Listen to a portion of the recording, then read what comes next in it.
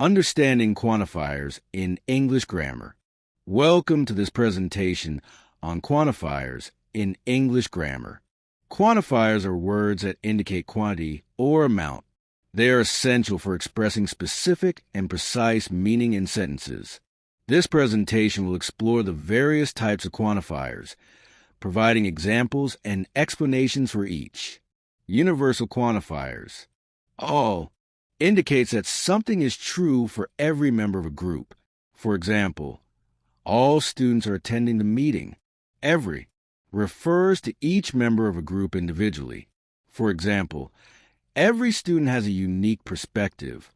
Each refers to each member of a group individually, emphasizing their separate identity. For example, each student received a certificate. Both refers to two things together. For example, both students are attending the meeting.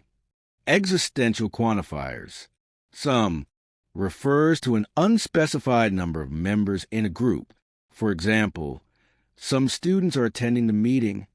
Any refers to an unspecified member or members of group, often in negative or interrogative sentences.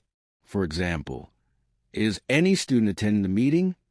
Someone refers to an unspecified person. For example, someone is attending the meeting. Something refers to an unspecified thing.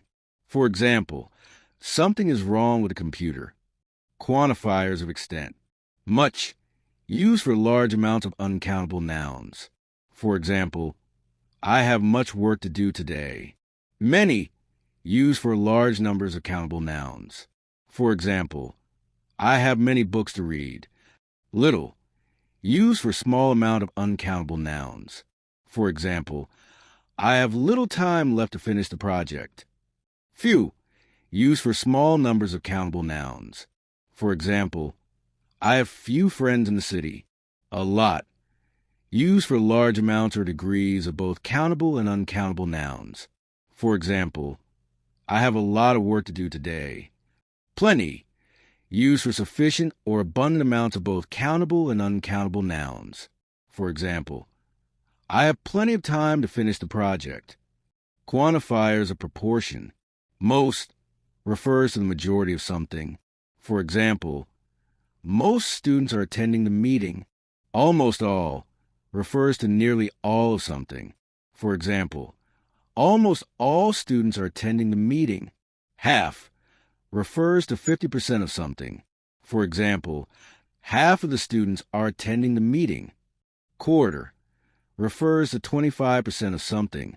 For example, a quarter of the students are attending the meeting.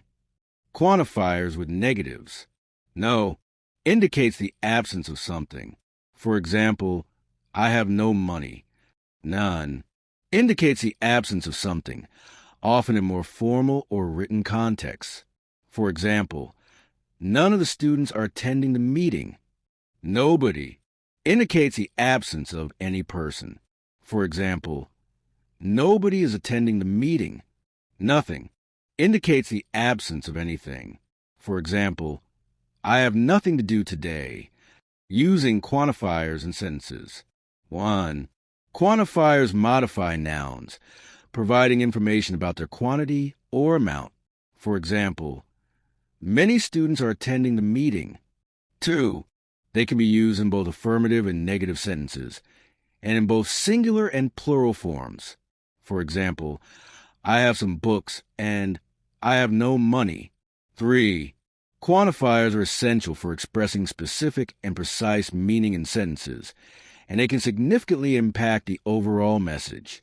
For example, all students are attending the meeting is much stronger than some students are attending the meeting. Key takeaways and next steps. By understanding the different types of quantifiers and how they are used, you can enhance your communication skills in English. Practice using quantifiers in your writing and speaking to improve your fluency and accuracy.